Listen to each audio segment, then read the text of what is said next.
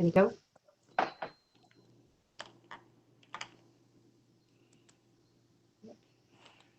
Yes.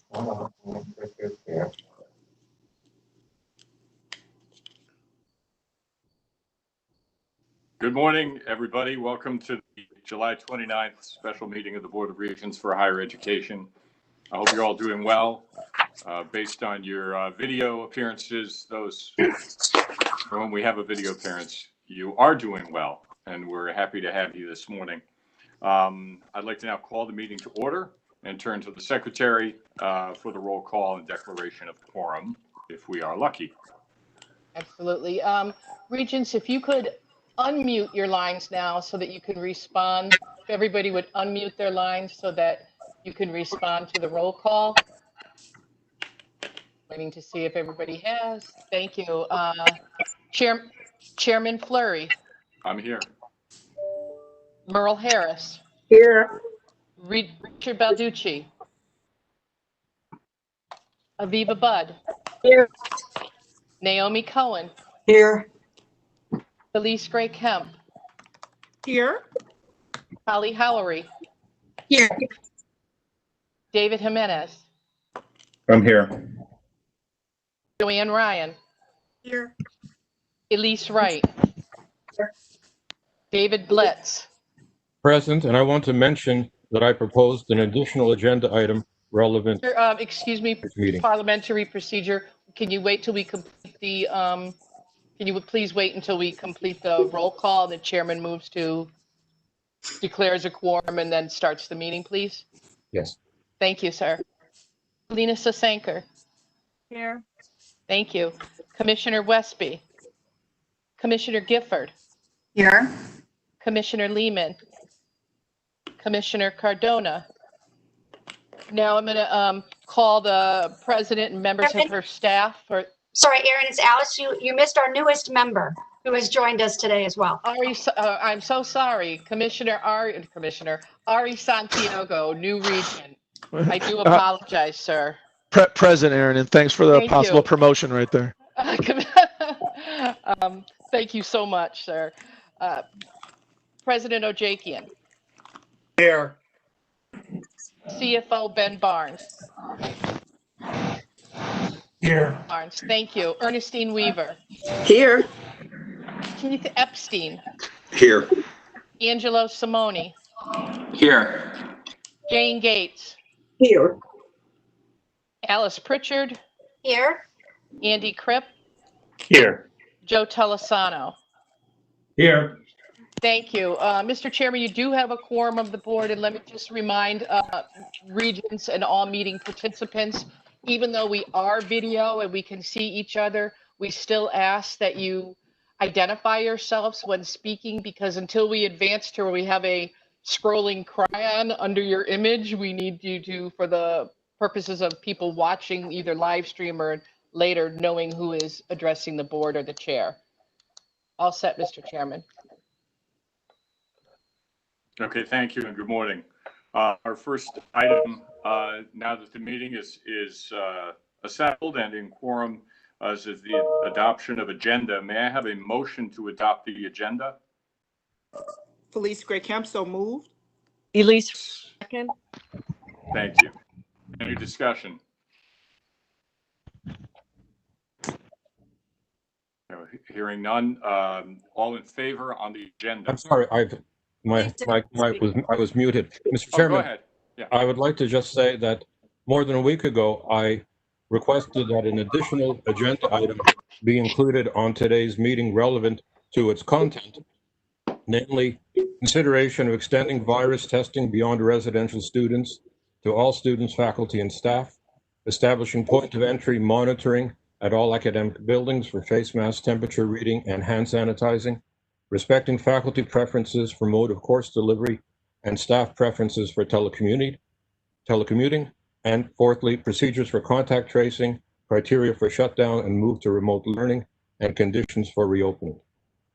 I think that is relevant to the content of today's meeting, and in my opinion, it would be advisable to have a specific agenda item so that board members can express themselves on these matters and hopefully add additional guidance to the various campuses. Thank you, Dr. Blitz. Thank you. Yes, I am certainly did receive that, and for the balance of the board, we consulted with the secretary on this from a parliamentary perspective. But while it's difficult to add an agenda item, it turns out that this is an agenda item in content, and that it will be the substance of the president's report, where the board has asked President Ojekian and his team to assure that our system and our campuses, with the work they're doing together, are in compliance with the reopening standards. A fair game to ask some specific questions, and we'll get to that in just a moment. But your comments and opinion on that are noted for the record. Thank you. The Regents, incidentally, do have your comments and questions as well in their possession. May I, on the agenda, have a vote all in favor of the agenda as proposed? Aye. Aye. Aye. Any opposing or abstaining on the agenda? Okay, thank you. We do have an opportunity to address the board that we provide in every meeting. My understanding is that because of the format we have here online, we've invited those comments to be provided in writing. Let me turn to the secretary to ask what has been received. Yes, Mr. Chair. As the board has done since we moved from an in-person meeting format to a remote participation, individuals, members of the public, students, faculty, and staff are all invited to send any communications they wish to the board, as long as it is provided within 24 hours of the meeting start date. That practice was adopted after consultation with our Council Ernestine Weaver, who was confirmed and advised that it is in compliance with the recently modified open meeting state statutes. And in advance of this meeting, by 10 o'clock yesterday, the board received a total of 6 separate communications, 5 of which were all from state university professors. And these items were distributed to all board members yesterday. They are posted on our website under the meeting information tab for today, and they will be posted and attached to the meeting minutes as well. Of the 6 communications, again, all 6 were from state university professors. 5 were primarily expressing their dissatisfaction with the board's practice of how we handle opportunity to address by requesting or requiring a written communication. And the 6th was from the CSU AAUP president attaching a petition with over 1,000 signatures. And again, that is online. And the petition, excuse me, just clicking on that. The petition, the subject of that is calling for safety, professional discretion, privacy, and no harm. And again, the CSU AAUP president advised that that was signed by over 1,000 members of faculty, including community and college, within 10 days. Again, those items, all 6 of those items, including the petition, were shared with the full board and are available for anyone who wishes to review them online. That's the end, sir, of that topic. Thank you. I have reviewed those, and I'm sure other members of the board and the management team have. And aside from the question of how to handle public comment, the substantive questions concerning reopening and safety certainly are going to be discussed in the president's report, which is coming up shortly here. So I think that closes out the open comment portion. I am going to hold on any remarks I might have in the interest of time here and turn to President Ojekian for his report, which will be primarily about the issue of the coronavirus conditions, the reopening plans that the state has set forth, and our ability and plans to comply with those. President Ojekian, over to you. Good morning, Mr. Chairman, and good morning, members of the board. Thank you for this opportunity to talk about the way that the CSEU system will be reopening in the fall. I'm going to turn it over in just a minute to Dr. Prichard, who has really been leading the effort of reopening for the system. But I want to make just a couple quick comments. Number one, just to let folks know, we've been at this since April. As you know, we shut down in the middle of March. And since the beginning of April, we've been working as part of the governor's overall Reopen Connecticut effort as part of a higher education reopening advisory committee. As you may remember, the governor had a full state effort to reopen that was led by Indra Nouri and Albert Coe from Yale. And each function had their own advisory group. The Higher Education Advisory Group has been meeting, as I said, since April, came out with its initial report at the beginning of May, which actually was the first functional area that the governor embraced and rolled out, and actually became a model for the rest of the country. The way that higher education institutions are asked to reopen, and this includes both public and private institutions of higher education, is in compliance with the governor's overall reopening strategy. And that is very strategic, very thoughtful, phased in, based on public health protocol and guidance to minimize risk to those who would come back to campus. And I think the public health guidance is key here. And I'm thankful for the leadership of Commissioner Gifford on this effort. We'll hear from the commissioner a little bit later, but the collaboration between the public health officials in the state and our system has been incredible. And I'm very grateful for that support. As you may remember, each of our institutions has to submit a plan 3 weeks before students arrive on campus for the fall semester. We have been in some phased in reopening efforts this summer in a very limited way in terms of some of our graduate programs and some of our laboratory programs that needed to be completed by students. But this also has been done under the guidance that has been given to us by public health officials. I finally just want to thank everybody who's been involved in this effort. I think you'll hear from Dr. Prichard the process we went through to get to this point, but the participation by campus leaders, campus constituencies, by the system office, by everybody has really been remarkable. And I want to thank everybody for their efforts. So with that, I'll be back to answer any questions folks have, but my team is going to be going through a presentation that will focus on all of the different aspects of the reopening effort. So with that, Dr. Prichard. Thank you very much, President Ojekian. We're going to run through some slides, and if you'll hold your questions until the end, we'll try to be thorough but quick about this and get you the information as well as we can.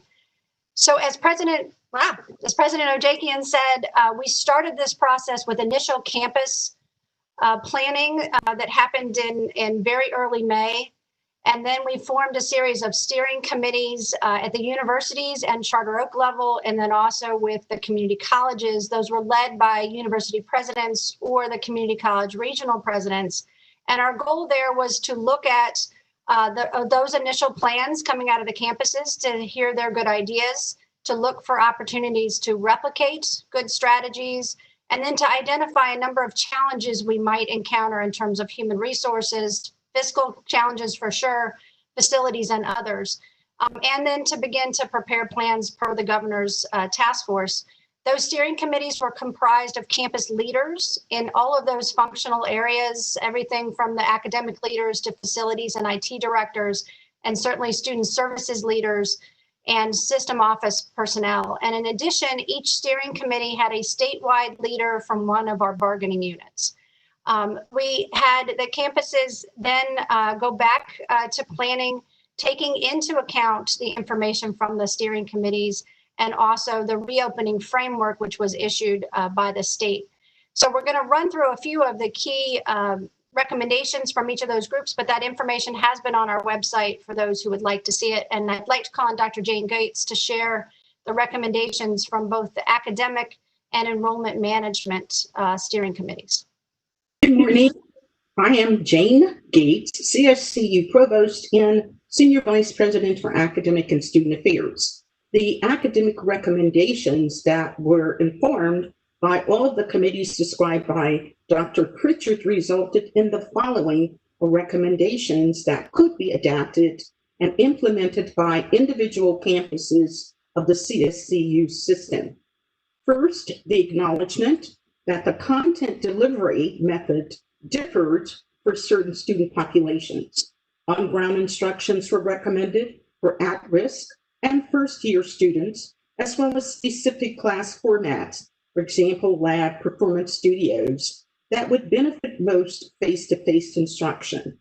Second recommendation, that all CSU campuses offer some on-ground courses this fall. Flexibility allowed campuses the freedom to adapt plans to their local needs and conditions. So modalities offered at CSU institution vary. They are on-ground, in-person courses, particularly in workforce-related programs and those with lab sciences. They're online, hybrid courses, high flex course design, which is a blend of hybrid and face-to-face. There was at no point a target percentage for modalities decided by the system office.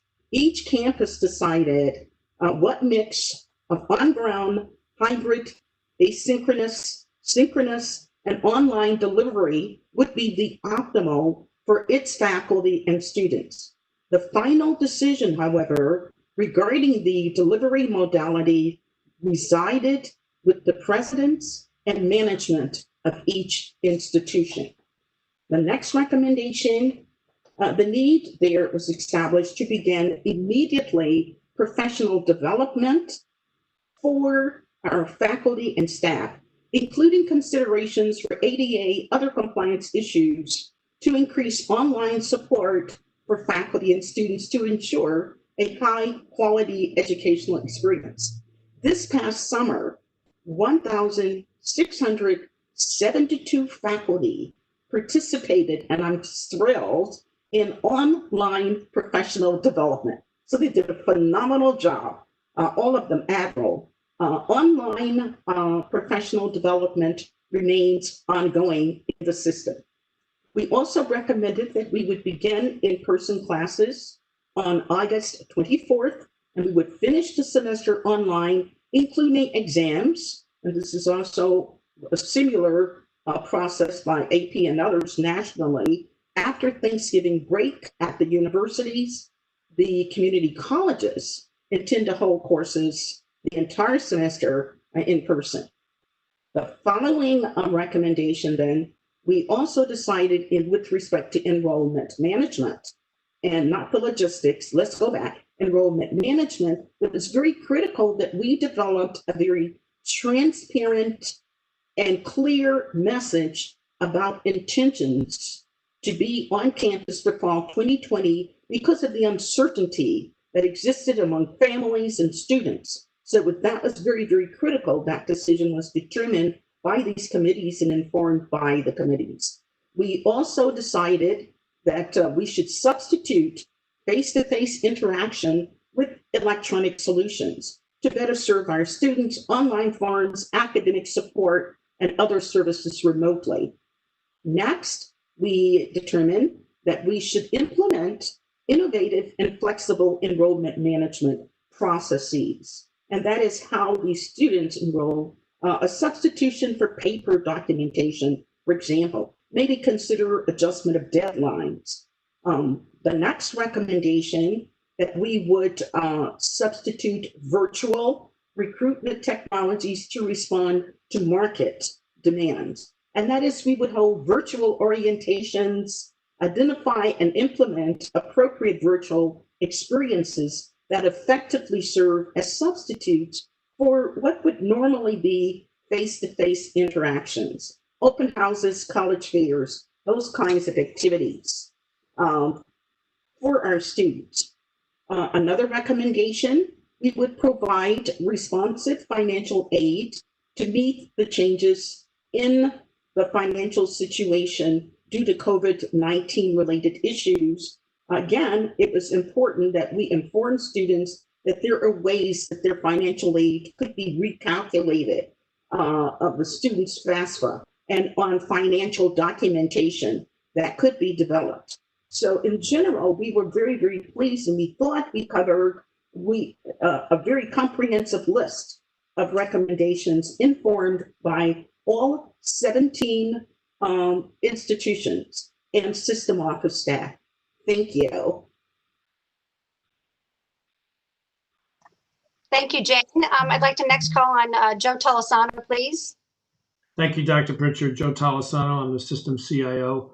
From a technical standpoint, our first order of business as we began to transition to online was to ensure and establish technical procedures to protect our privacy and data, not only of our students, but the data that their families give us to process them in and out of the system. So we created consistent and processes to ensure that that data and their FERPA requirements were met.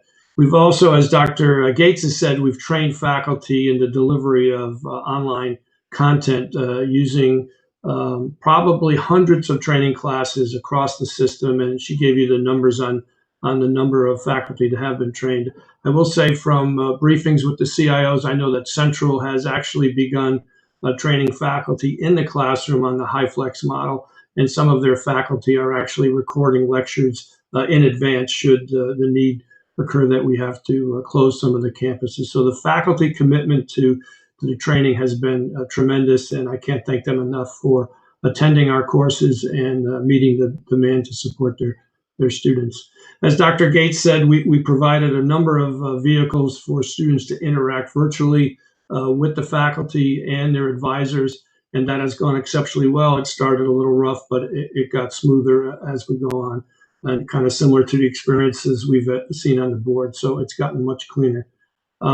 We've implemented a lot of processes to digitize paper documents that we normally have to transfer face-to-face at the campuses. So we've created a secure digital portal where students can upload their financial aid documents or admissions documents, and that's protecting our staff from having to deal with face-to-face interactions.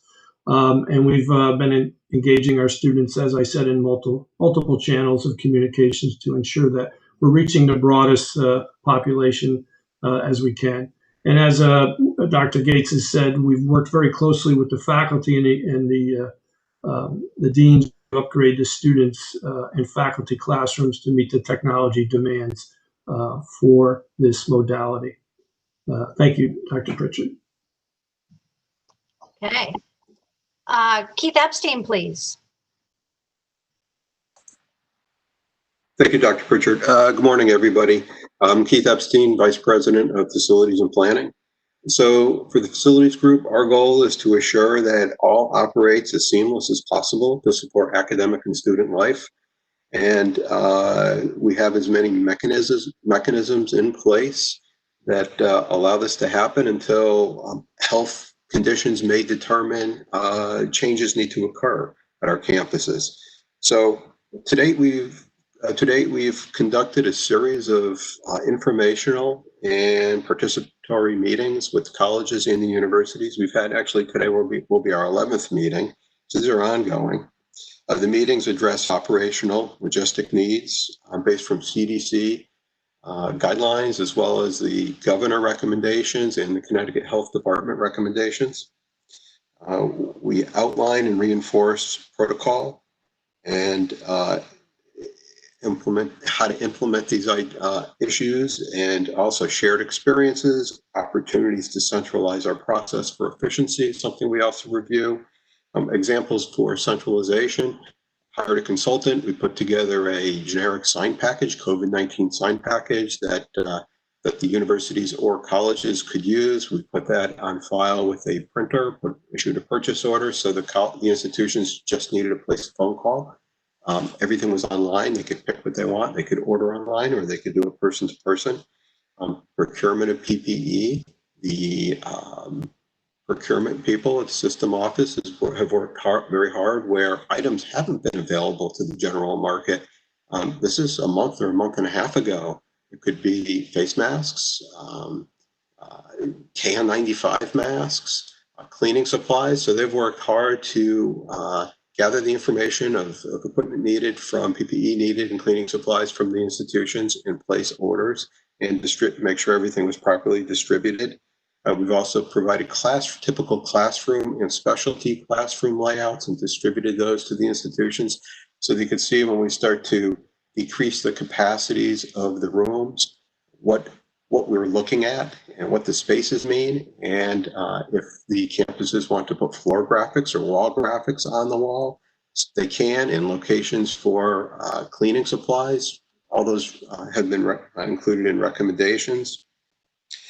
We've also reviewed on some of our meetings key items. Many of them I'm not going to get to, but minimum cleaning standards for both dormitories and classroom spaces, and also how to address cleaning spaces where we can't get cleaners or don't need cleaners there in between classes, but want to make sure that the faculty and the students have a comfortable environment around them, where we will leave cleaning supplies out so they could self-service for themselves.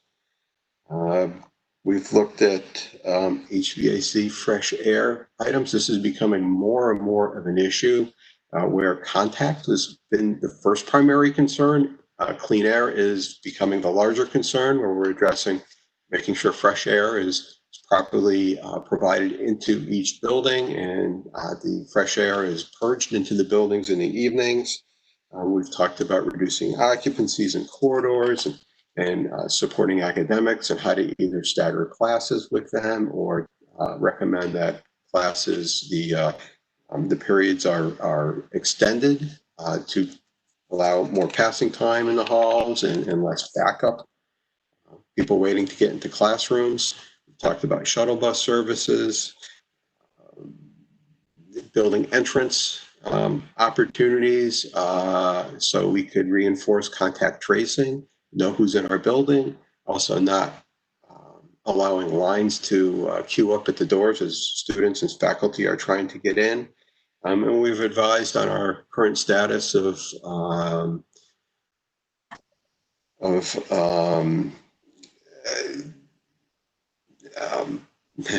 drawing a blank. I'm sorry. Our current status of entrance procedures, what the Department of Health is recommending, where we are for contact tracing as far as currently procuring a company that will assist us for the universities.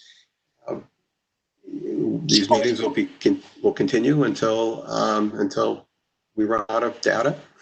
Okay. So Ben was going to follow up on some costs. Ben? No, we'll do that in just a minute. Thank you, Keith. Okay. Much. I'm going to call on Angelo Simone, please. Hi, this is Angelo Simone. I serve as the Executive Director for Student Relations and Compliance for the Connecticut State Colleges and Universities. The Student Support Services Committee determined early on that services needed to be delivered in a partially hybrid environment, which will require flexibility and likely service delivery at non-traditional times. One of the major positive facts that we found out was that student affairs across our institutions are already very flexible in staging events and activities, and therefore offers the best possibilities in a dynamic environment, especially as students are used to congregating and socially interacting online. We found that student activities and campus virtual programming is going to be essential to enticing students to come to our campuses to ensure they are connected to one another, both inside and outside the classroom. So a couple of the major points that we found from our committees for the state universities, community colleges, and Charter Oak was an investment in technology for virtual support services for students. So that was purchases of laptops via university or college hard money, foundation support, hotspots, printing, access to Microsoft Teams and WebEx for advising and counseling and other student affairs supports. We wanted to make sure that the students have the tools necessary to be successful, both in the classroom and outside of it, and how to use these applications. Talking about students with disabilities who might need face-to-face supports, such as tutoring and advising, to be successful. Our disability coordinators across all institutions have been meeting with us over the summer to talk about how we can ensure proper course delivery, either in an online format, a hybrid format, or an in-person format, to make sure that those students with disability accommodations can be successful in the classroom, and making sure that we have those supports up and running before we start up at the end of August. And then also food pantries and mental health supports on the campuses are equally as important. The food pantries on the community college campuses serve a large need, and we wanted to make sure that we're looking at ways to reopen them in a safe and efficient manner, while also making sure all of our students have access to mental health counseling, whether at our local institutions, virtually, or in the local community. So those are two large areas that we're working on, making sure we have a plan moving forward and how we'll execute those, whether fully on ground or in a hybrid format, which either we're ready for. And then, as I alluded to previously, student engagement on campuses. Student activities, whether it's clubs, organizations, student government association, typically we're held in in-person type formats. We do have plans across all institutions to continue those in a virtual format or a hybrid format to best meet our needs and the health and safety conditions on the campuses to keep students engaged. Thank you. Okay, so let me really quickly run you through, because I want to get to questions, what the plan calls for from the state. So the state framework requires us, each of the campuses, to write a plan related to repopulation, the monitoring of the health of those on the campus, containment, and shutdown in the event that that was to become necessary. So the repopulation section of the framework calls on the institutions to talk about how classrooms, residence halls, congregate spaces, et cetera, including dining, will be organized to support physical distancing. They're required to talk about the wearing of PPE and the plans for making that available. They have to talk about disinfection plans, including hand sanitizer on the campuses, as Keith suggested, for in between deeper cleans done by the custodial staff.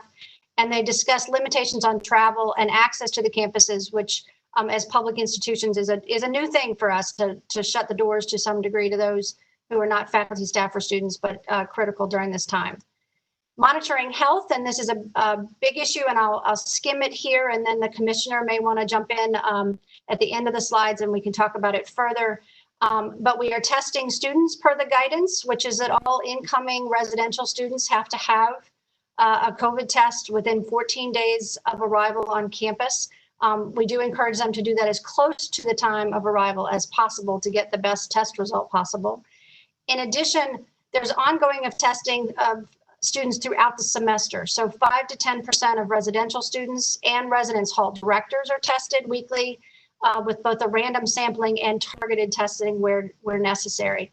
Any student with symptoms is going to be tested as soon as possible, as well as the contacts of those students who test positive. There is no testing recommended for faculty or staff at the universities other than the residence hall directors, and no testing is recommended for faculty, staff, or students at the community colleges.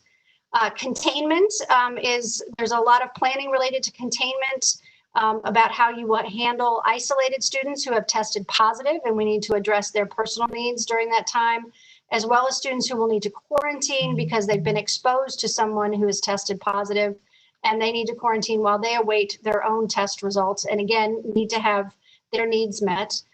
In total, the universities have reserved at least 10% of their residence hall space for isolation and quarantine. Contact tracing is a major activity for the colleges and the universities, but it is largely done in collaboration with the local departments of public health. Additionally, the universities will trace those students who are residential using campus-trained tracers. And then finally, the plans also call for the institutions to reestablish and strengthen their coordination with regional hospitals and healthcare facilities to take care of student needs. And then lastly, the plan calls for a discussion of shutdown. So looking at some indicators that might contribute the need to close a campus. And those things could particularly be whether we're at occupancy of those isolation and quarantine rooms, or whether there are additional rates of contact or illness among faculty or staff or the local community. And those discussions will happen between the campus, the system office, Department of Public Health, and the governor's office. And then again, there's the opportunity for the governor to close us down, and we would do as told and follow his guidance in that regard. And obviously critical to our work and shutdown will be the continuation of instruction and student supports. I want to just quickly turn to our greatest challenges, and then and I'm going to ask Andy Kripp to jump in, and then Ben Barnes to focus on one slide related to finances, and then we'll get to your questions. But we did want to identify some of the things we see as the greatest challenges, and at the universities, certainly consider that to be the containment of the virus among the residential students. Balancing public health guidance, which is critical to maintaining the virus, but also student engagement, and contact tracing, which will be a challenging and important activity. At the community colleges, we're keenly focused on the students' access to technology, to the internet, and to both remote and face-to-face services that they need to succeed. I'd like to have Andy speak to the item on this particular slide related to the system level quickly. Andy, if you could unmute. Andy Kripp, Vice President of Human Resources for CSCU. We've looked at all of the changes that folks are experiencing who have not ever worked in a telework environment, or the different modalities coming forward. We have been able to adapt some processes. The state has come out and provided some additional leave opportunities that we've been able to incorporate into our planning and our operations. In particular, with the COVID, we have medical conditions that previously would not have required accommodation. But now in this current environment, we're able to leverage ADA, which has been around since 1990 and provided 30 years of protections and opportunities for employees who may have been previously unable to work to receive job accommodations and return to work. So it's a very powerful tool for us to help those folks who may be negatively impacted by a risk for an underlying medical condition that COVID brings to them. Probably one of the most important things is how seriously we take privacy on this issue. It does require the employee to provide sensitive medical information. And we share that only with a very limited number of HR staff members. Managers are made aware only of the need for an accommodation and what that accommodation may entail. And they are never informed of any of the medical conditions because there's just no need to do that. And it also could run the risk of sharing unnecessarily individuals' private and confidential information. We do continue to work with the unions across the system. We meet with them on a weekly basis every Wednesday, and we continue to talk about the issues that working in this new environment present to the employees that they represent. And I have to say those meetings have been very productive for us. And as the situation continues to evolve, we'll continue to meet and work with those employees that are represented and support those that are not. Thank you, Dr. Prichard. Thank you very much, Andy. I'm going to actually turn it back over to President Ojakian for a moment, and I can attempt to stop sharing the screen if you'd like, and we'll have a moment to talk with the commissioner, and then we'll come back to the slides.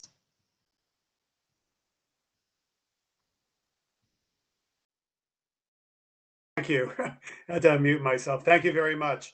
I know that the commissioner has many other responsibilities to get to today, so I want to be very respectful of her time, as she's been an incredible partner to us. But I thought it was important for the board to understand sort of where we got the guidance from, how the public health guidance has been developed, and And also understand that this has been a very fluid process. So the guidance that maybe we had issued a couple months ago has been modified as the trajectory of the virus has changed, not only in the state of Connecticut, but also nationally. So I wanted to give the commissioner an opportunity to talk about the way in which testing requirements have been determined, what other things are necessary to keep campuses safe as we repopulate, and then maybe give some board members an opportunity to ask maybe some specific questions on that before the commissioner needs to depart. So with that, Commissioner, I'll turn it over to you. Thank you very much, Mr. President, and good morning, Mr. Chair and Dr. Prichard and members of the board. Very happy to be with you this morning and answer your questions and share a little bit about our partnership with you all in development of this guidance. It's been a pleasure, as the president mentioned, to work together and think through some of these really challenging issues that we face as we think about returning to school in the fall, not only in higher ed, but K-12. As an aside, I have a son returning to school in the fall, so the issues are hit home as they do for most of us. And the plan that you've just heard is, I think, very solid in terms of the way it addresses not only the learning and academics, which is not which is out of my lane, but the public health aspects of safety for students and staff. We have worked together closely, as President Ojekian said, in developing this guidance, particularly around the testing. But the Department of Public Health has been issuing guidance around lots of the other elements of the plan, things like PPE, testing in general for general populations, HVAC issues, and all kinds of other really endless types of questions that come to the department, and we try to provide guidance to the general public. And those have also informed the plan that you just heard. I'll speak specifically about testing because it is one of the areas we probably get the most questions about, and I'm happy to answer your specific questions. But before I do, I want to say that in terms of mitigation and spread of coronavirus, that this is a layered process, and there are many, many tools in the toolbox. And the more you deploy each tool consistently, the safer the environment will be. So it's very important not to think about any one piece of this puzzle in public health as being the be-all and end-all, but to think of them as a suite of mitigation strategies that, when used together, really do minimize risk of transmission of the virus. And I also want to say, to the extent that it provides you all with some comfort in thinking about at least a partial return to campus in the fall, that our numbers in Connecticut really are extremely good right now and have been holding steady for about the last month in terms of indications of community spread. We are one of the lowest states in the country with respect to the number of new cases per day and our test positivity, meaning, what percentage of all the thousands of tests that are done each day come back positive. That's been hovering under 1% or between 1% and 2%, one of the lowest in the nation. And our cases per 100,000 is right around 2, which is also one of the lowest in the country. So what that means is that our individual chances of encountering anyone who's infected with COVID right now are actually quite low. We've been doing some testing of some asymptomatic populations and finding really very minimal positive tests even in populations that work in healthcare and have known occupational exposure on a regular basis. So that's the good news. And how we keep that going is by employing all of these mitigation strategies that you've heard Alice and her team walk through. And the most important of which is face coverings, I have to say. Having just said that there's no one silver bullet, if you ask me to pick, I would say face coverings are the thing that we all should be focusing on, and our students need to get religion on, frankly, when they return to campus. So that if we comply with the governor's reopening rules and the face coverings and physical distancing, the environment right now is fairly low risk. In terms of testing, we are not recommending general testing for asymptomatic populations, and really no one in the country is, certainly not CDC and no other states. So for those of us who are regular community dwelling asymptomatic individuals who don't live in a high risk community, we don't need to have a routine testing for COVID. And the recommendation is that if we have a known exposure without PPE or we develop symptoms, that's the time to go get a test, and those tests should be readily available. We are recommending asymptomatic testing for a few populations, staff and residents in nursing facilities and assisted living facilities. That's an executive order because of the very, very high risk nature of that environment. Staff in correctional facilities and offenders in correctional facilities, also an extremely high risk environment. And then residents of certain high-risk communities, which may pertain to some of your students. And those are the cities and towns in Connecticut that have seen the highest impact of COVID in the first wave: New Haven, Hartford, Bridgeport. And we have been working to set up testing for asymptomatic individuals, sponsored and paid for by the state, to get regular population surveillance in those communities.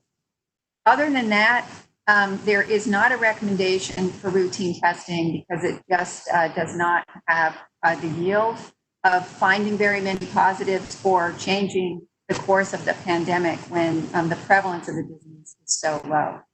So that's why you heard Alice say that we're not recommending testing for asymptomatic faculty and students who are commuters.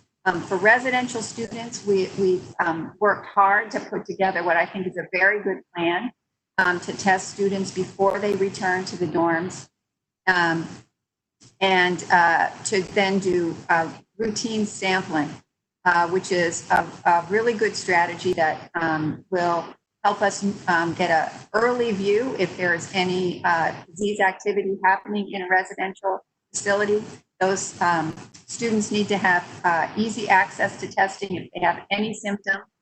And students should be educated and engaged in regularly monitoring their symptoms and quarantining themselves if they have any symptom at all until such time as they have a test that turns out to be negative.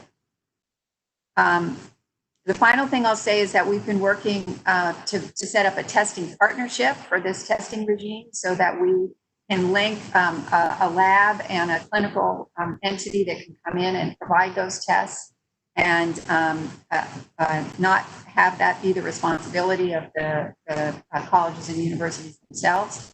So we have that going in our nursing homes and elsewhere, and it's working very well. So that'll be another resource that's available to implement the testing strategy. So I'll stop there and ask President Ojekian or Alice if there's anything that I didn't cover that you think would be important for me to share. No, so thank you, Commissioner. I think as the board members can see, we developed the guidance for all higher education institutions in partnership with the Department of Public Health. And also, as the Commissioner indicated, there's an overall strategy for how we contain the spread of COVID on our campuses, which is multi-pronged.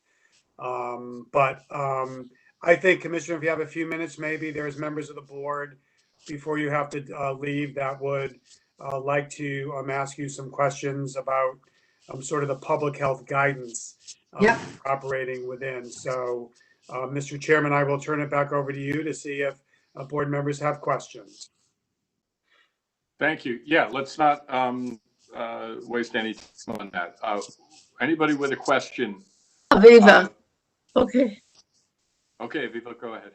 I was curious to know, I understand not testing commuters at community colleges, but commuters that commute to a residential university, how does one protect, aside from face masks, which I understand and believe, how does one protect that contact between the residential students and the infected commuter?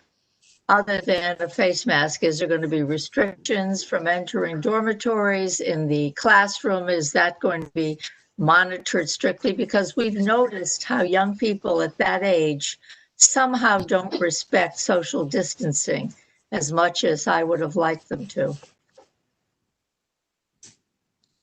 So I'm not aware that the plan contains any of the restrictions that you're talking about, and nor do we really recommend that students who aren't sharing a congregate living facility that are going back and forth from campus to town, that they need to be tested because it's a different kind of a risk of spread.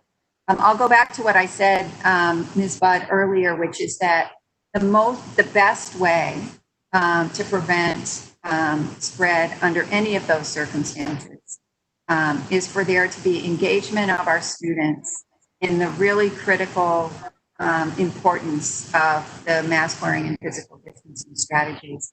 And that is going to be what makes or breaks this return to college. I think that many schools, and I'm sure you are, considering having students sign a pledge. We all can have our opinions about how useful that will be.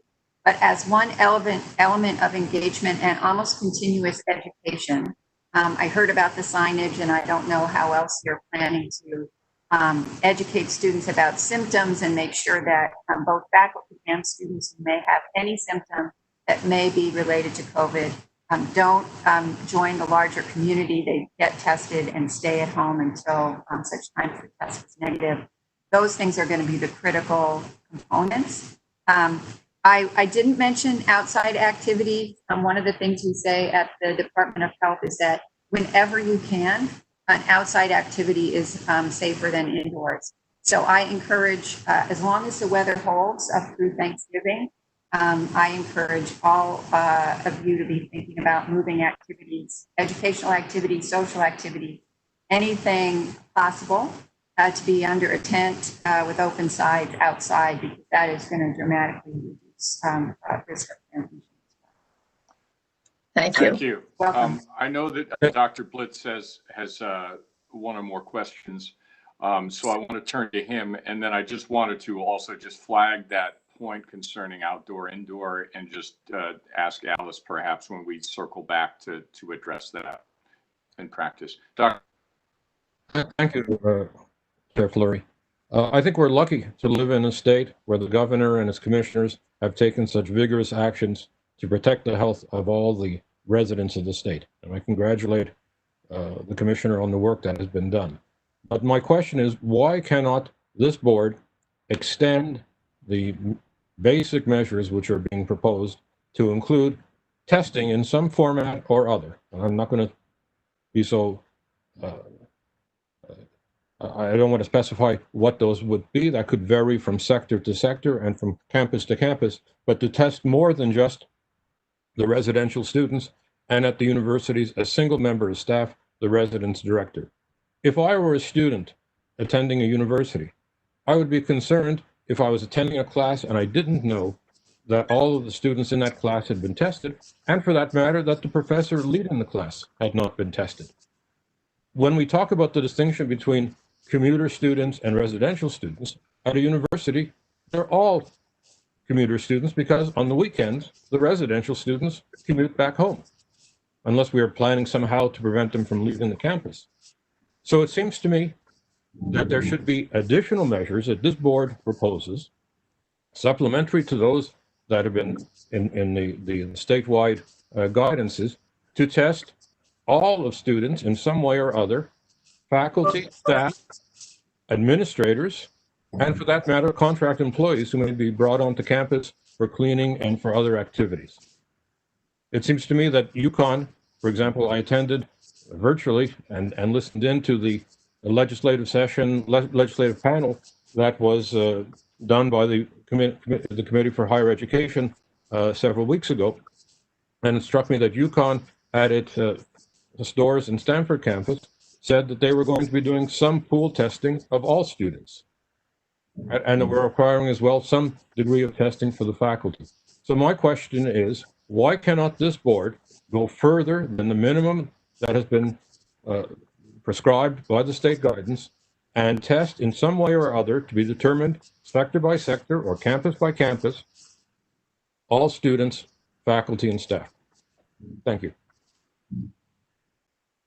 I know the commissioner's time is short, and there are specific questions there that perhaps are not hers from a policy perspective, but from an expertise perspective are. So if you can spare a few extra minutes, Commissioner, to opine on any of that, I think we'd be interested. I'd be happy to, because it's a question we get a lot. So I'm happy to take a stab at it. I want to emphasize that testing is not a strategy for containment of spread. Testing, it's a diagnostic tool, and you know, we've had a vivid illustration of that this week with Major League Baseball, which is testing testing players very frequently. And yet somehow the players apparently did not comply with the requirements that they should be complying with. And the testing strategy didn't really detect, prevent a number of players from becoming infected.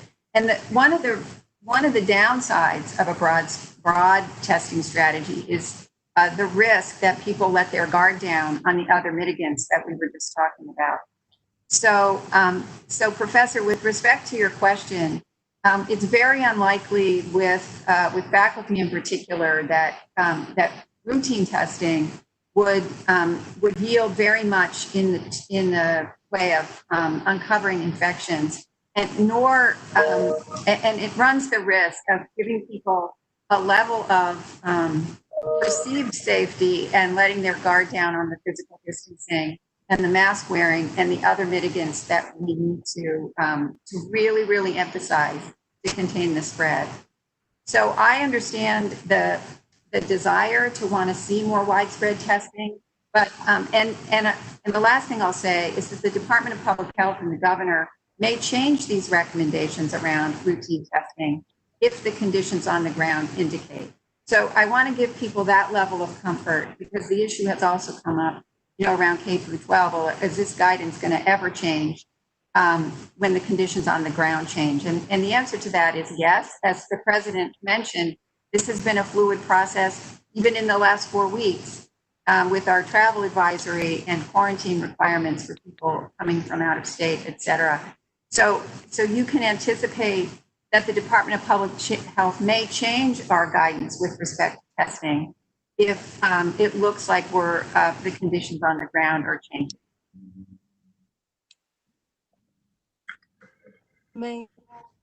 Sure. Thank you. I'd like to ask a question if possible. Sorry, who is speaking? Kalina, this is Kalina. Oh, yes. Go ahead. Okay. So as far as testing, and I understand what you've just said, but presumably there's a threshold of infection past which we would need to shut down the campus, and then a threshold, you know, after which we can maybe reopen.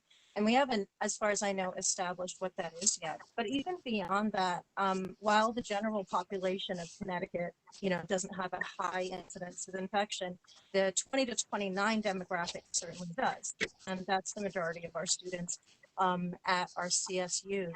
So they're also the demographic most likely to be asymptomatic. So, you know, just this morning, we found out through the New York Times that there are 112 cases at UConn, which is a surprise, right? But not that surprising given the age group, etc. Presumably, UConn knows that there are that many cases because they are doing consistent testing, even of asymptomatic folks.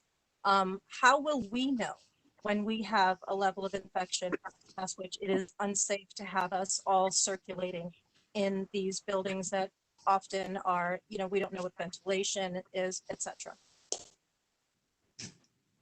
Yeah, it's a really good question.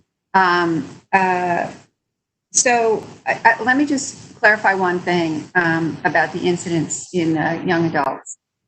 I want to make sure that, and this is a good audience to have this kind of nuanced conversation with. It's a little harder with the general public, but I want to make sure that you all understand that the incidence of disease in this age group is not going up. It's actually hasn't changed. The difference is that the proportion of the population that's infected with COVID that's in this age group is now the highest. At the peak of the pandemic, almost all of the disease we were seeing from a percentage standpoint was in the older population. And as that rate of infection has declined, it has declined less slowly in the 20 to 40-year-old age group, such that the proportions have shifted. So in the advisory that the governor and I put out yesterday, we tried to clarify that nuance a little bit. It's certainly young adults certainly need to get with the program and start complying with these requirements. But I just wanted, to your specific point, I wanted to make sure you understood that the incidence of disease isn't increasing in that population. It just hasn't declined as quickly, which has led to a shift in the proportion of overall cases that are in that age. And with respect to the surveillance, and I appreciate you asking that question. So we are working very hard, and before I got on this call, I was on 2 other calls talking about this very question. We're working very hard and continue to monitor the earliest possible signs of any shift in the prevalence of disease in Connecticut. And we're looking at things like not only the cases per 100,000 that I just talked about, but we're also looking at hospitalizations, which is a little bit of a lagging indicator. We're looking at our test positivity, which we talked about. We're looking at surveillance of emergency department visits for people who have a flu-like syndrome, which can be an early indicator that things are starting to spike. And we're also doing some work with Yale on surveillance of sewage sludge, which can be an early indicator of viral RNA in the sludge, which can tell you before you start to see it in your testing results that you might be seeing some more COVID in the community. So, and we're also looking at other measures that other states and experts are advising. So I do understand the question and the concern. It's what keeps me up at night, wanting to make sure that we have the earliest possible signal of a potential resurgence. We're not seeing that right now, and the numbers continue to be very, very reassuring, notwithstanding some of the isolated conditions that you're talking about. So we will continue those conversations with President Ojakian and with Alice and with everybody in higher ed to make sure that you all understand how we're monitoring the prevalence of disease in the community and how we might make recommendations around in-person instruction. And with that, Mr. President, I'm afraid I am going to have to jump off. I thank you for the opportunity to be with you today. Thank you, Commissioner. We've been working so closely together. I think now she's on my holiday card list. I want to thank her for her continued partnership, not only her, but the members of her team. Matt Carter, the state epidemiologist, and the other members of her team have been ready, willing, and able to work with us to make sure we have the best protocol going forward. And then just to follow up on something the commissioner said, this is a very flexible and fluid process. The guidance has changed based on conditions. And so we'll continue to work with her and her team to monitor the spread in Connecticut. But Commissioner, thank you very much for your time. Welcome. Bye. Alice, this is Elise. Can I ask a question, or I can hold it if you want to go through the... Actually, if you want to, we can just quickly have Ben speak to a finance slide, and then we would be done and we could go to that. And Ben, do you need the slide, or could you just speak to the information? Or actually, I'll put it back up. I can put it back up. Thank you, Alice. You put up the one that is, I believe, Sorry. Technical skills. slide 18. It's just advanced two more. This one? One more. One more. There you go. There we go. Thank you. This is Ben Barnes, the CFO for CSCU. The other slides, which we skipped over, have to do with our reimbursements from the state. I'll suffice it to say that we are submitting expenses and they have been reimbursing us. And we anticipate another round of that in the coming days. And we have, while it's a complex process because it's federal money, that has been going well. This slide, I think, tries to encapsulate some of the significant risks that we face as we reopen with respect to our budget. And it's sort of a preview of some of the things that we are keeping our eyes out for. As you recall, the spending plan requires us to return to the board in October with updated information about our revenues and our operating expenses. And will recommend adjustments to the spending plan if those make sense given the information we have then. Obviously, we are right in the middle of our enrollment period, particularly at the community colleges, which have late enrollment generally. And this year, there are reasons to suspect that the enrollment will be later than normal as people await new information before they make final commitments. That was offset a little bit by the PACT program that had a priority deadline, sort of an interim deadline on July 15th, which prompted some improvement in our overall enrollment at the community colleges. But I will show here that the column on the right shows what our projected reserves are at the end of the current year based on the spending plan that was adopted. So it gives you an idea of how much flexibility we ultimately have to absorb lost revenue as a result of the COVID pandemic. And then the different columns before that show some of the potential impacts that that might develop. So obviously, a reduction in the state appropriation would hurt. The 5% is the largest that they can make under the governor's rescission authority. There's been good news today, actually, reported in the media about the state of the state revenues. So I'm hopeful that this will not happen, or if it does, it would not happen at the scale that's shown here. This is sort of the worst case scenario in my mind. The next column, this really is was the major hit that we took in fiscal 20 and potentially could be a hit if pandemic conditions require that we close the residence halls before the semester is completed, either in the fall or the spring. That has a very large impact because a late closure will require refunds to students, which are very expensive. This number would reflect a closure of approximately a quarter or a third of a semester. So if it closed with the semester well underway, you would see that hit. Obviously, there are lots of different scenarios that would be that could be very challenging for the universities if the residence halls are no longer able to operate. The additional drop in revenue, I will say that the universities are on course right now, very clearly on course to meet their budgeted revenue targets. That could change. The summer melt is certainly a factor. People could change their decisions at any stage, but I'm cautiously optimistic about the university's ability to meet the enrollment targets that are reflected in their budget. The community colleges, I am very hopeful, but because we see so much late enrollment, the data is inconclusive now, although we have been making up ground with the community colleges. So there is a possibility we will have some enrollment drop. I think that the larger numbers in the 20% enrollment drop would require a significant change in the environment for us to see something that extreme, but we could face some shortfall.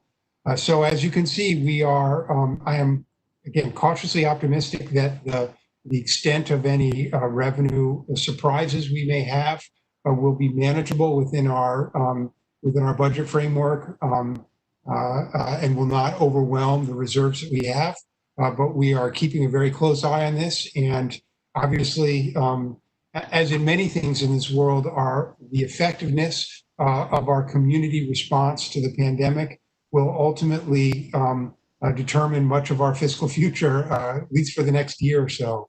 So I am certainly fully supportive of all the efforts that you've heard about today to open safely, and that is, in my view, the best way to ensure the fiscal strength of the system.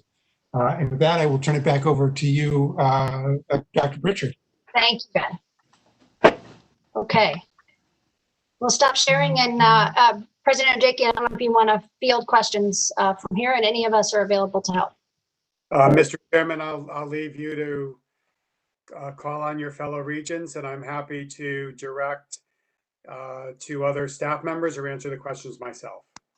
Thank you. Let me just, in the interest of fairness, and we can circle back to those who've asked questions already, but is there anyone who has not had an opportunity to ask a question who would like to? And I'm not sure how I'm going to determine that, because I only see 6 of you at a time, one of whom is me. This is Elise, and Hi. I'm not, you don't see my picture. So I just have a question. I have a comment and then a question, if that would be okay. First, I want to thank the team for the entire team for all the work they did. And I appreciate how involved many of different constituents have been in these discussions. It's not easy. And I particularly appreciate the commissioner's comments because there are so many questions that I know I've had related to, school openings at all levels. So, and I think that you all have done a terrific job. I am not a scientist, but as the few times that I have gone out, I've noticed that mask wearing is probably more prevalent among the how can I say this tactfully, the more mature group of individuals who are out and about. But when you get to that population who are the, I think Selena said it, the 20-something to, and the commissioner said 40-year-olds, they don't appear to be as diligent as others. How are we preparing to educate our students, whether they are commuters or if they are residential students, on the criticality of mask wearing? And I even hate to use this word. Is there any thought about how do you enforce among this population when they don't wear masks? And you don't want college to feel so constrictive, but yet that everything that I've read and the commissioner confirmed it, mask wearing is the single most important thing that we can all do. So I don't know who can answer that question, but I'd be interested in your thoughts about that. So let me start, Elise, to say that through all of our meetings with the campus leaders, I would say for the last couple of months, that's been one of the priority topics we have discussed. How do you educate students and talk about social responsibility among a population that may not think that they're vulnerable, to the virus? And so every campus has developed or is developing their own sort of outreach plan to students. Because you can put signs wherever you want to put signs, and you can have, protocols about not entering a classroom without a mask, et cetera. But if you don't foster a culture of sort of social responsibility among students, that's not going to happen. And so folks are developing those now, and we're using social media, we're using our digital platforms, we're using a whole host of opportunities to get that message out to students.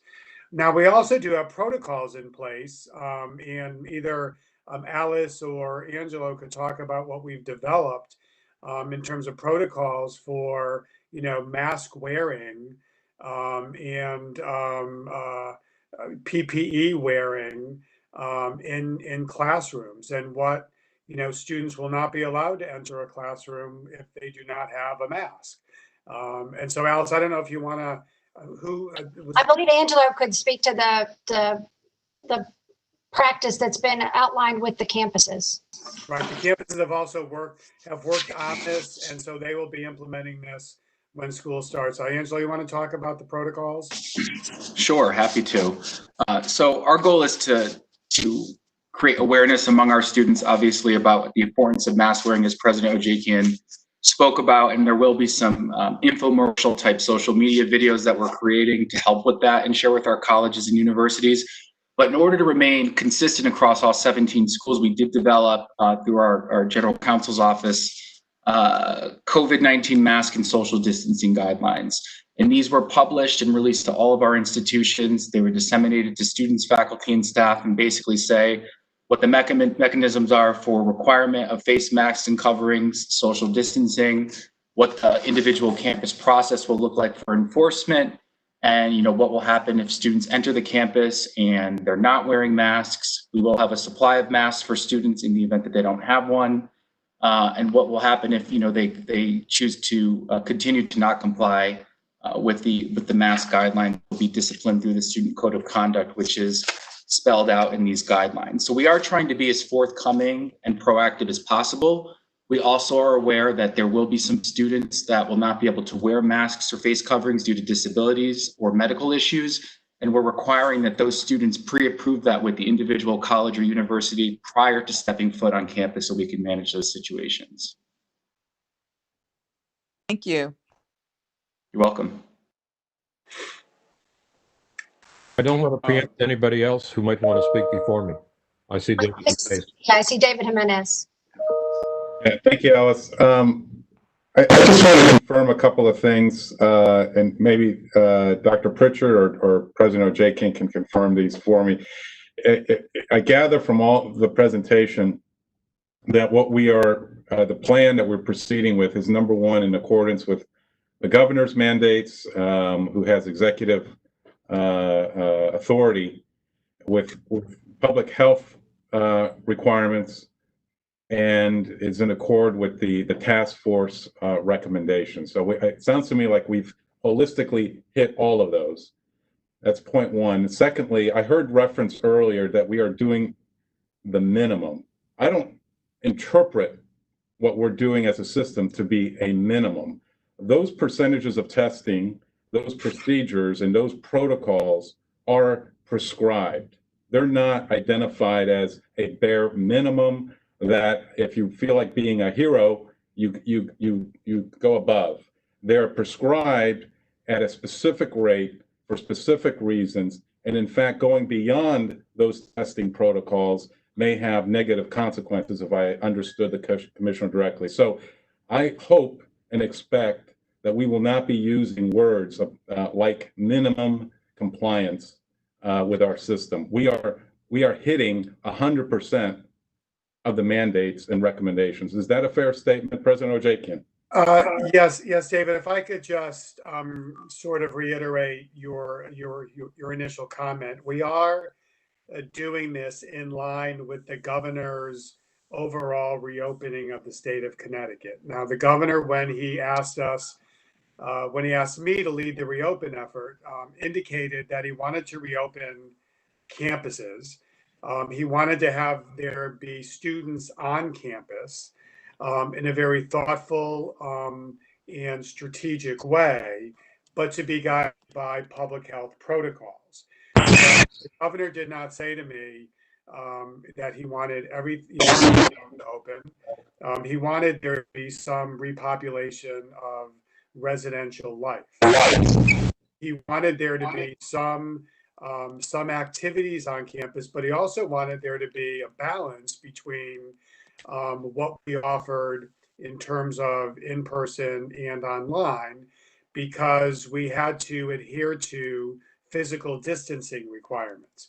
So a lot of what we did was not only based on the courses that needed to be offered, but also the space restrictions we had once we looked at our physical capacity and social distanced our class space. So we have been working with the governor in accordance with his direction.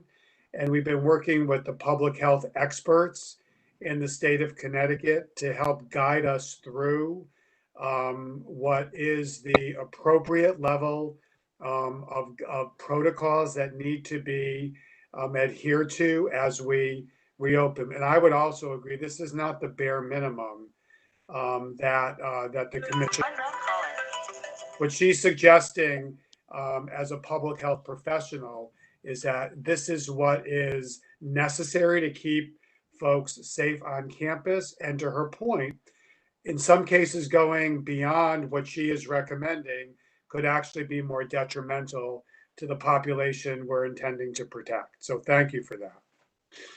Thank you. Okay, anybody who has not asked a question, and if not, I'll go back to Dr. Blitz, who did have a follow-up. I think Holly had a question, Mr. Chairman. Holly.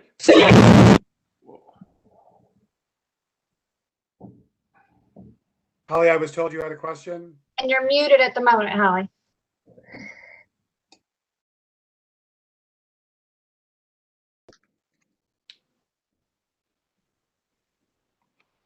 Holly, are you there? Oop. Holly?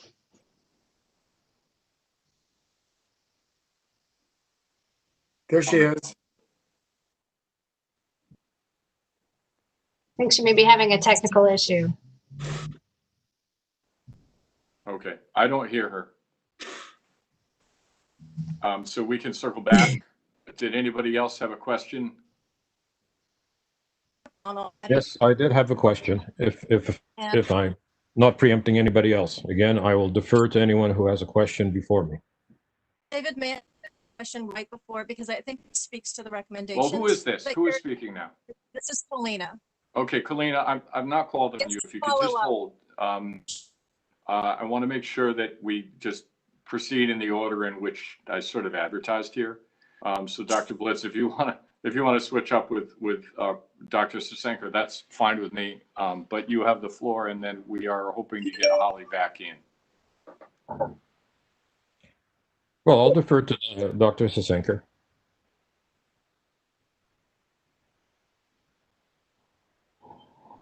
Yeah. Oh, you know what? Never mind. Someone decided to cut the lawn outside my window just as I started talking. So you can come back to me. We're not hearing the lawnmower, so if you want to proceed, go ahead. Perfect. Okay. So just sort of a follow-up to all of the last, including my own. So I'm glad that it was clarified that the 20 to 29 demographic isn't on the increase, they're just higher than the general public. But of our faculty may be over 65. And it was my understanding that just simply being over 65, not giving consideration to these members of faculty. And there are, if there are other pre-existing conditions, you know, those members of faculty can use A or whatever it is, seemed to me, and I do wish some authoritative on this subject here, but it does seem to me that over 65 would be something that we should be taking into consideration. I just wanted to clarify that that is either or is not we are taking into consideration. So I could answer that, even though I'm not an authoritative person on this, not being a public health expert. But I do know that the current guidance from the state, which both UConn and our system are adhering to, does not make 65 and older by itself a reason to be sort of exempt from work requirements. Now that may change, and I know that there's discussions happening, you know, at the state. There needs to be other conditions besides just being 65 to be, you know, considered for total work from home. But as I think the commissioner said, who was part of that conversation, those conversations are ongoing, and we may get a different guidance tomorrow. But we are following the guidance that is being set by public health experts, working in conjunction with the governor's team on this specific issue. Thank you. Dr. Blitz? Sorry, I was muted for a second. The issue that I want to bring up is one of education, and that's been mentioned, that we have to educate our students, but we also have to verify. And it seems to me that one of the ways in which we could reinforce the guidance so far, and I would say I'd use that term reinforce or strengthen, is by establishing point of entry monitoring at the various academic buildings. To check as a student comes into the building, or for that matter, a faculty member or staff or employee, that they have a face mask and it's the appropriate sort of face mask. I would think that we should also do temperature testing in order to determine, as they do now at doctor's office, dentist's office, and for anybody who's gone to Yukon Health Center, as I did just last week, for an underlying condition that had sort of flared up, they do that as well. And to indicate to students, faculty, and staff the nearest hand sanitizing station. It seems to me that that will prevent the kind of problem which you could imagine will occur the first week of classes or the second week of classes when someone, a student, or perhaps even a faculty member, arrives in a classroom without the face mask. It is much better to preempt that at the entrance to the building, where trained individuals can explain to the individual in question the kind of face mask that they should be wearing, ask them a questionnaire of symptoms that they may have, which you can't do in class, as the faculty member is trying to set up the HyFlex and arrange the software and the new hardware. Send them to the hand sanitizing station, and perhaps even give them a little pamphlet explaining why we're requiring all these things as part of the educational process.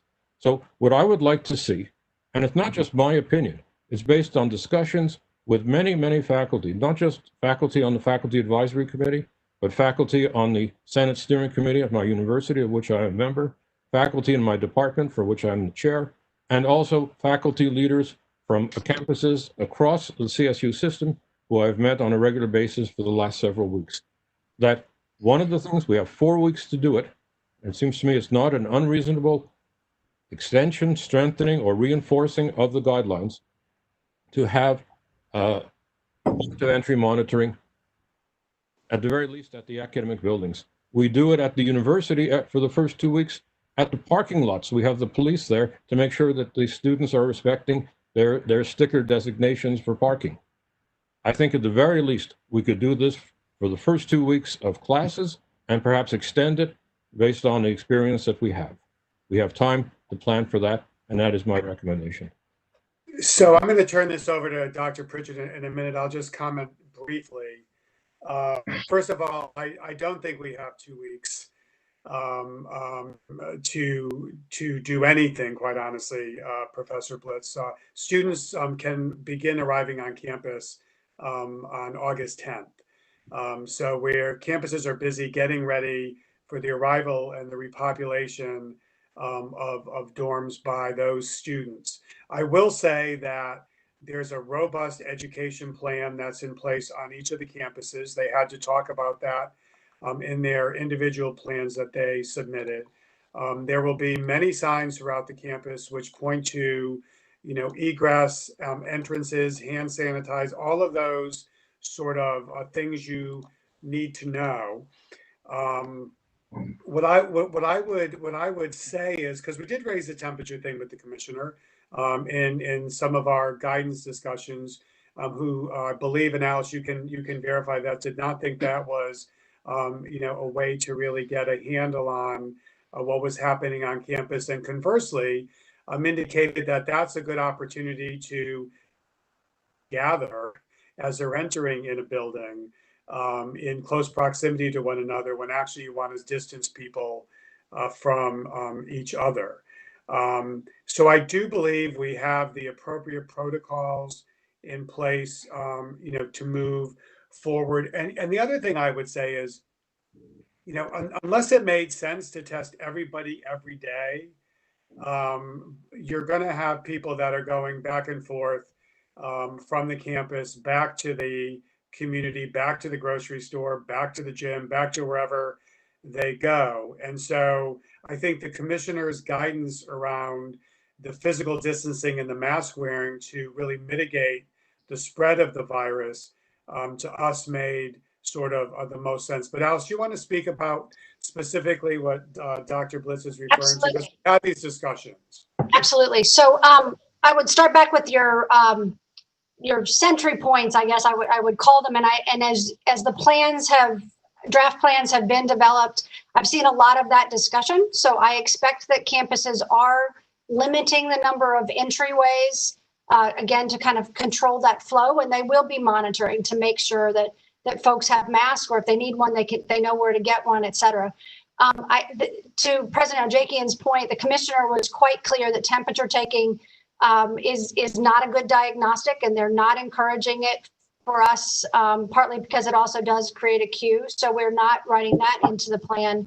But all of the institutions are looking at ways in which they can bring students through fewer points of entry and have egress and et cetera. So I do think that you'll find that those things are in their plans, which they are finalizing now. And the universities should be available by the end of the week, and for the colleges early next week. So I would again encourage people to talk to their individual campuses about their plans. They're very thorough, and they've thought through a lot of these things, and they will change as the conditions change. They will have to alter. And if I could, Mr. Chairman, there were two things that were raised earlier that I could speak to real quickly as well.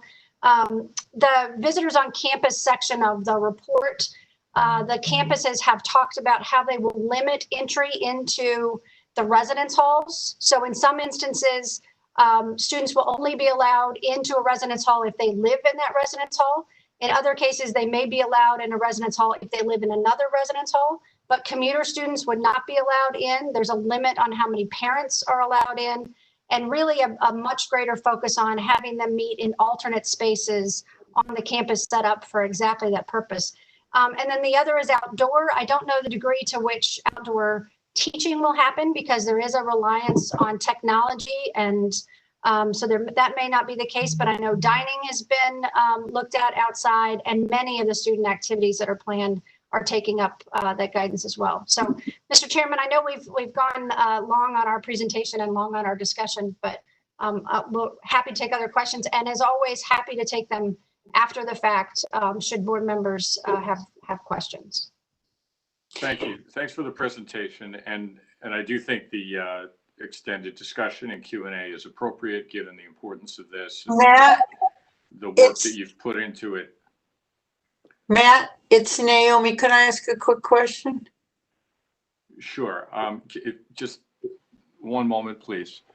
I just wanted to ask Alice to clarify, because I think with regard to the question of monitoring points of entry, you said that there was monitoring planned at some level. Could you, because that does seem to be an important question here, could you just perhaps expand on that a little bit so we know what that means? Yes. So I know at the universities, they're looking at having some doors not be entryways, but exits only, so that students are not pouring in from lots of different parking lots and lots of different spaces. So they are coming through an initial entryway and can be seen and talked to.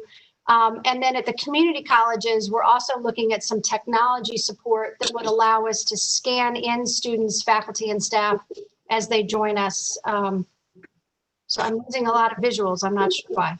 But that is the plan. And again, those are outlined in each one of the plans that the colleges and universities are submitting. Thank you. Regent Cohen? Thank you. Was there any conversation about whether a faculty member, a staff member, or a student could be kept out of a class or the building if they did not have a mask? Yes.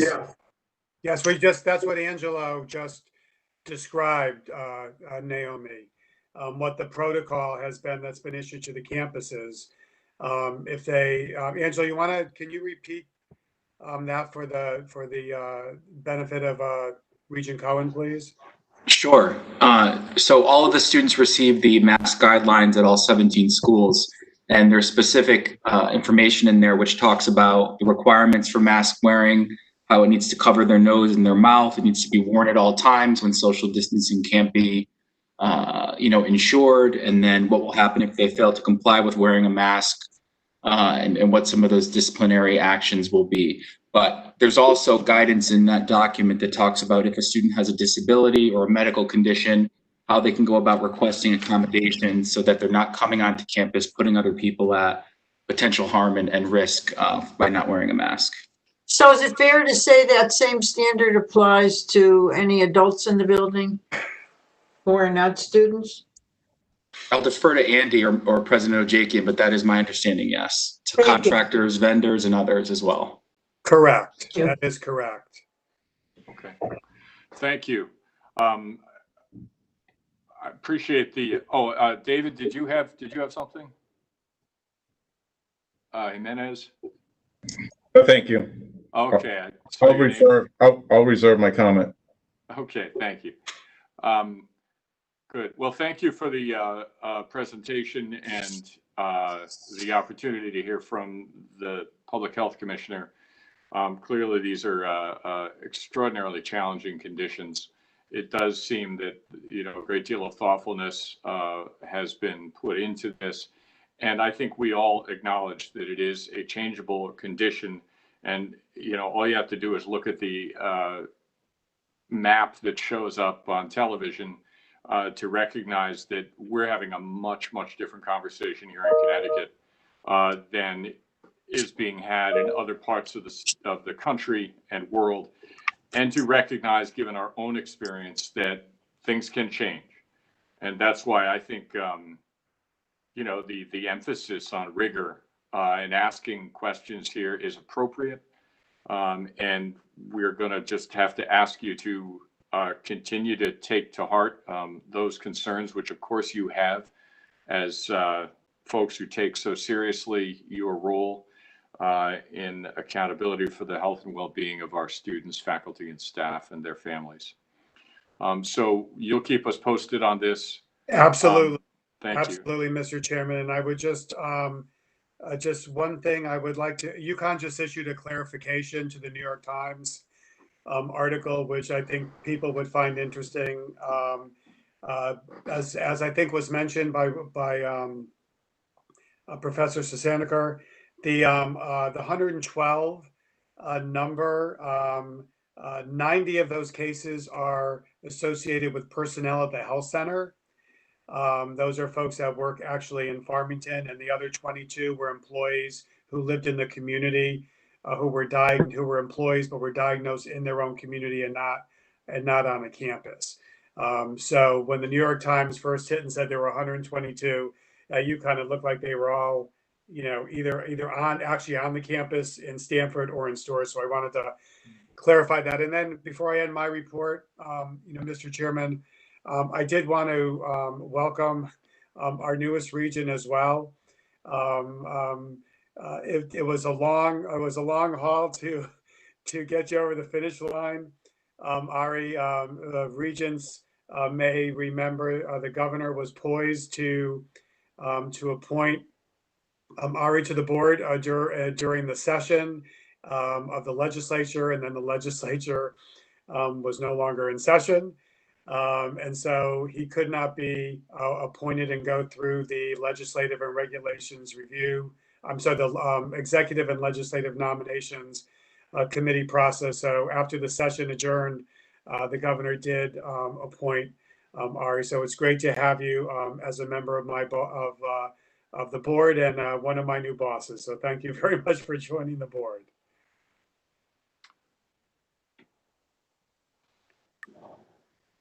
Thank you. Mr. Chairman, that concludes my report.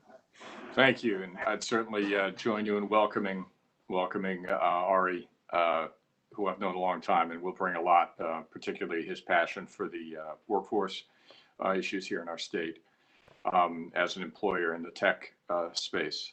So he'll bring a lot to the board that'll be very valuable. All right. I think at this point we could move on to the next item on the agenda. which is the standing committee reports. Let's see, I think we have a report with some action items from Academic and Student Affairs and HR and Admin. So I'll leave it to Regents Harris and Cohen to coordinate their moves here. Over to you. Thank you. Thank you. We're going to divide the work, and I think we'll start with the beginning of the report. It deals with Board of Regents Title IX revisions. And on July 20th, we had a joint meeting of the Human Resource and Administration Committee and the Academic and Student Affairs Committee to address recent U.S. Department of Education regulations regarding Title IX. The actual items are on pages 30 to 50 of the board agenda. And I want you to know that these regulations require, it's not that we have a choice, they require adoption of new Title IX policy by August 14th. It's incredible to think we are at this point, that we do have a policy before you. Given the discussion we just heard about COVID, our staff had just over 3 months to actually put regulation policy into place while dealing with all these other really critical issues. This was actually the first time the Federal Department of Education had issued regulations on sexual harassment. What we were addressing before was a Dear Colleague letter issued in 2011, and we actually did adopt a policy in 2015 to address that many of those requirements in the Dear Colleague letter, as well as state law. And that, I think, is an important point. We have to address two things. One is federal regulations and state law. In many cases, state law goes beyond federal regulations when it comes to the definition of student harassment. And Regent Cohen will fill you in on that. What were the important changes? One is the definition of sexual harassment changed in the federal regulations. They also changed the required procedures for investigating sexual harassment. It occurs in an institutional program or activity, or in locations or events where the institution has control. Just quickly, now sexual harassment by federal definition is defined as a case where an institutional employee conditions the provision of aid, benefits, or services on an individual's engagement in unwelcome sexual conduct.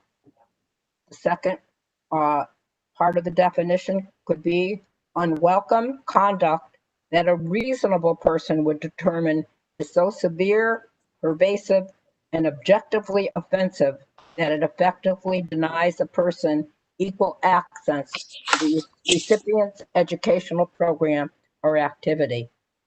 And the third part of that definition includes sexual assault as defined by the Clery Act, or dating violence, domestic violence, or stalking as defined by the Violence Against Women Act.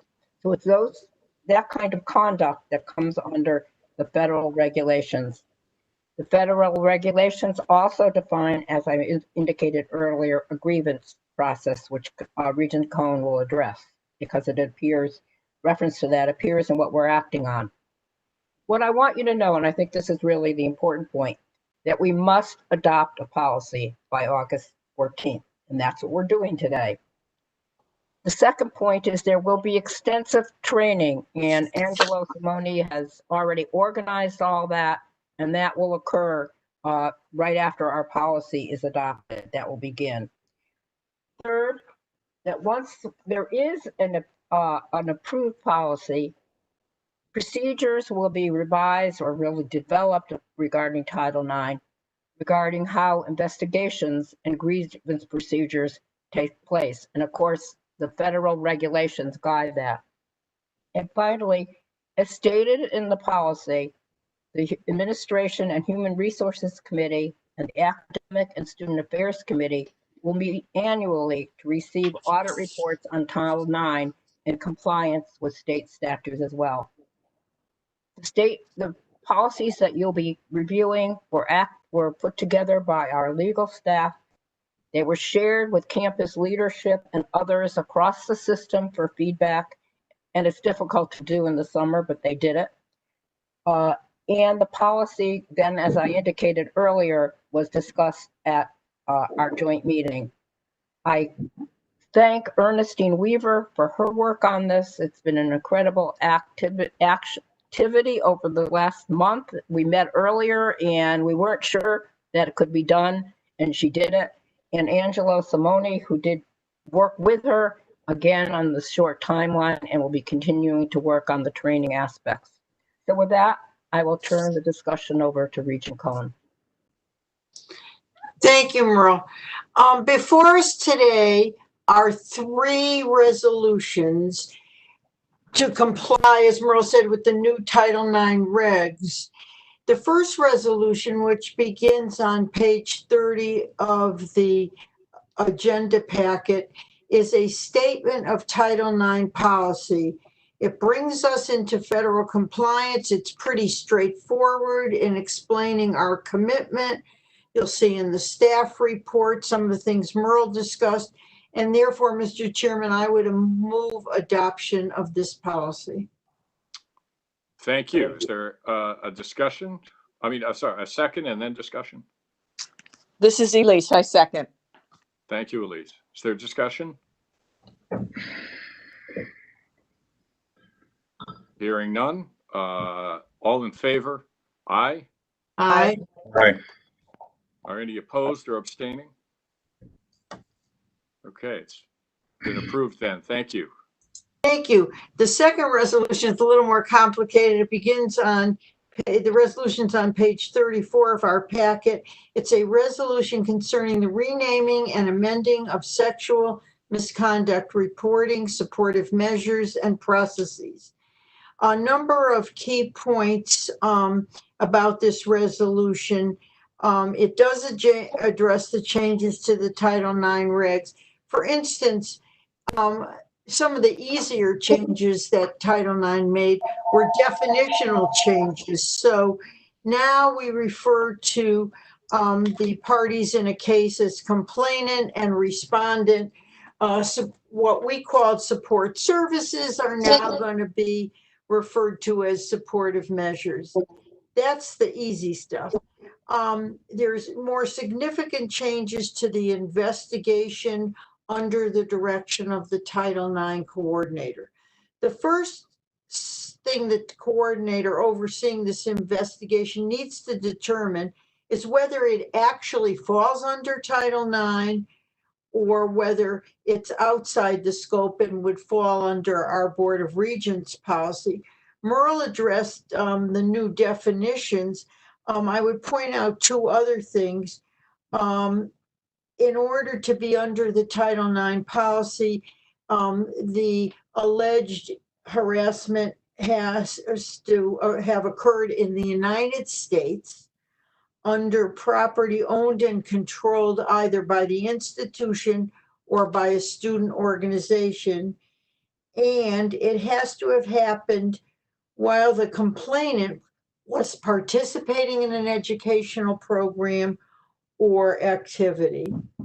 In this policy, there can be no punishment until the whole hearing procedure is complete. And after exhausting all campus remedies, a complainant can still appeal to the system office for review. And finally, that the coordinator can make a decision to dismiss a case after the review is complete. That's road number 1. Road number 2 is if the coordinator determines that it doesn't fall under Title IX. And a major difference between Title IX and our board policy is the standard of proof. And I'm nervous about saying this because David Jimenez knows a lot more about this than I do, but the federal definition says that the, as Merle said, the alleged misconduct was so severe, pervasive, and objectively offensive that it denied a person the educational program or activity. Our board standard is different. Our board standard is preponderance of the evidence, which I think, David, means that it's more likely than not that the behavior violated board policy. Another discussion that we've included in the policy is that the coordinator's going to report, Title IX coordinator is going to report to the institution's leader regularly, so that our people on, our leaders of our campuses know what's happening on a regular basis, in addition to the annual meeting that board members will have that Merle mentions. And finally, that there's going to be, in the policy we've now put, that it will create a, we have to apply under states, we have to report under state statute every year. And we've added a second report that will for us, that will specifically disclose the number of complaints, the subject matter of each complaint, and the final outcome of each case. In moving adoption of this resolution, I would ask for the board's indulgence to add to the review and audit section on page 44. We inadvertently left out 4 words that were discussed and agreed to. As it reads now in the final paragraph, the sentence reads, the Title IX coordinator will report to the president, will report to the president of the institution all findings on reported sexual misconduct matters. We want to add that the Title IX coordinator will be talking with the president of the institution on a regular basis. And with that little friendly amendment, I would move adoption of the resolution. All right. Could we have a second, please? I'll second it, Merle. Is there any further discussion? All in favor? Aye. Aye. Aye. Opposed or abstaining? Aye. Okay. The resolution is approved. Finally, Mr. Chairman, the third resolution concerns the CSCU Student Code of Conduct, which begins on page 46 of the packet. And this resolution amends one section of that code, Part E. It's about changed hearing procedures to comply with federal regulations. Our code, interestingly, is more comprehensive than the federal regs as to what constitutes harassment, and includes not only a hearing procedure, but privacy protections and as the right to appeal decisions of the hearing body. And so I would move adoption of that resolution as well. Thank you, Regent Cohen. Could we have a second? Second, this is Elise Wright. Thank you. Any discussion? Hearing none, all in favor? Aye. Aye. All opposed? Any abstaining? All right, the resolution's approved. Thank you for good work on that. If I could just say, Mr. Chairman, the one thing that Regent Harris left out in extending the thanks of both committees to Ernestine and Angelo was the packet they got from the feds to read. And as I recall, and Ernestine could correct me, it was over 2,000 pages. And so they got it in May or June and had to respond by now in order to meet the August 14th deadline. So we should give them a virtual hug. Thank you. Thanks for recognizing those efforts too, and for yours. Okay, we have one other committee report. This is the Finance and Infrastructure Committee. Regent Balducci, over to you. Thank you, Mr. Chairman. The Finance Committee met on Tuesday, the 21st of July. We have one action item, and it deals with tuition and the refund policy.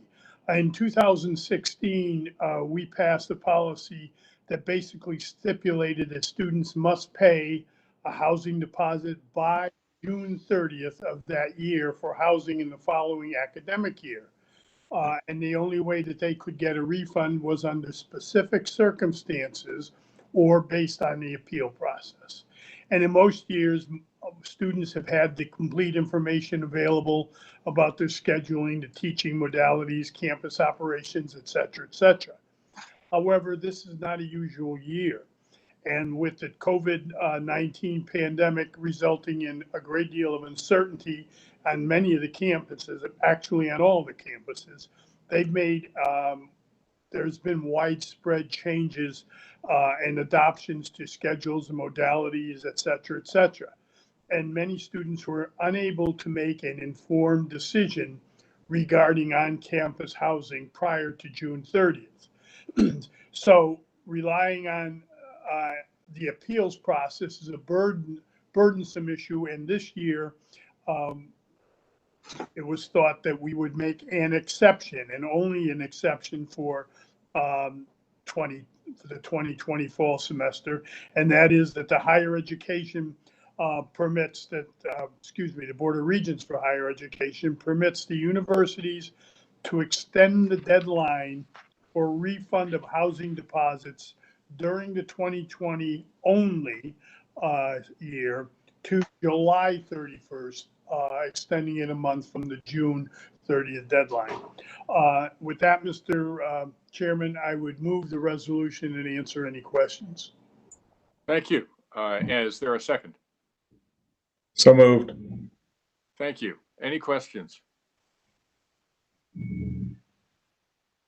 All right, I don't hear any questions. So all in favor? Aye. Aye. Aye. Aye. Any opposed?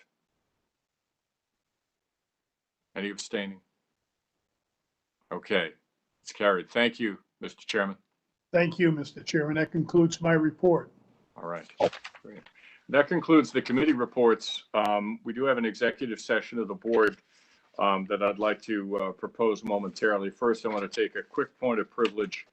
With all the very, very heavy lifting and complex issues before us, we recognize that everything that gets done here is the work of one or more individuals.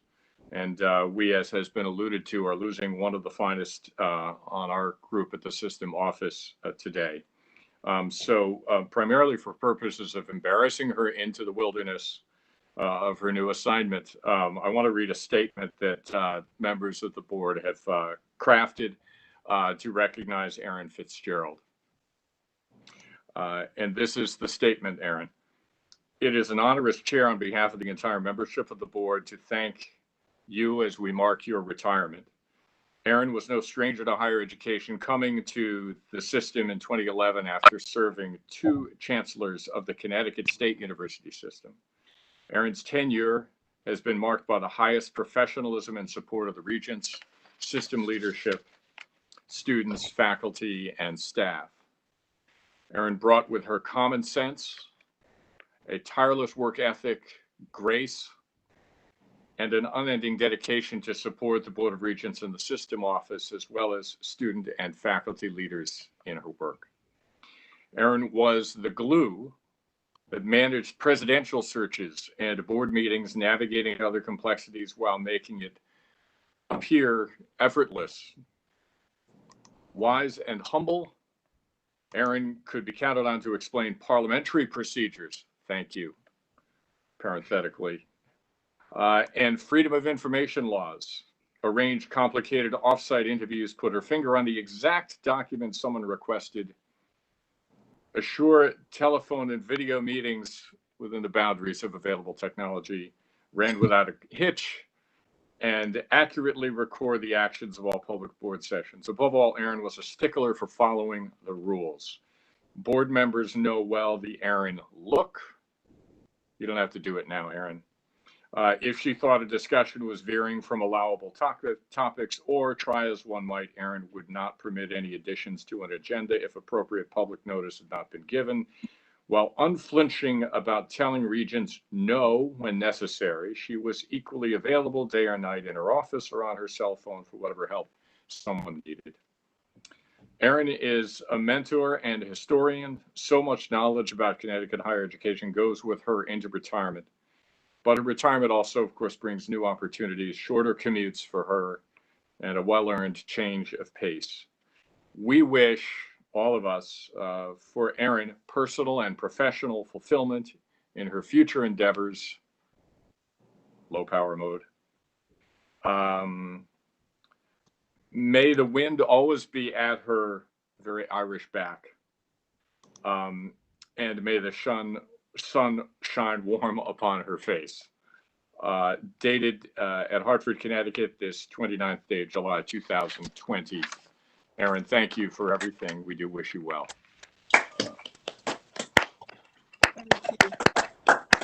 You're amazing. Thank you. The sun looks like it's on my face right now because I think I'm 10 shades redder than I normally am. So thank you so much. I had no idea you were doing that, and it means the world to me. It was a great honor and privilege to have you be able to support Cheryl and Connor and I, to support you together, and I've become friends with so many of you. I really, if I talk anymore, I'll start crying. So thank you so much. It means so much. Thank you, Erin. Thank you. You're not free of us. We'll find you in this virtual world and have lunch when we can get out of the house. Thank you. That's right, Felice. Okay, great. So now back to the balance of the meeting here in executive session, and to assure that I adhere in the final moments of her regime to Erin's book of rules and orders, I'm going to read this verbatim, which you know is a challenge. Before I call for a motion to move to executive session, let me state that the board will move to executive session for the purposes of discussing two items. One, pending litigation. Two, the appointment, employment, performance, or evaluation of a public officer or employee. No votes will be taken in the session. President Ojakian, Alice Prichard, Ernestine Weaver, and Andy Kripp will remain with the board in executive session. Additionally, there will be no discussion, action, or votes by the board following executive session. The only action following executive session will be a declaration of adjournment by the chair. Therefore, allow me now to call for a motion to move to executive session for the purpose, as I have described above, and to adjourn by declaration of the chair when that discussion in executive session concludes. May I have a motion? Naomi says so moved. Elise says second. Thank you, Naomi and Elise. All in favor? Aye. Aye. Any opposed? Okay, the motion carries. We will now go into executive session. Okay, so we will, everybody stay on the line.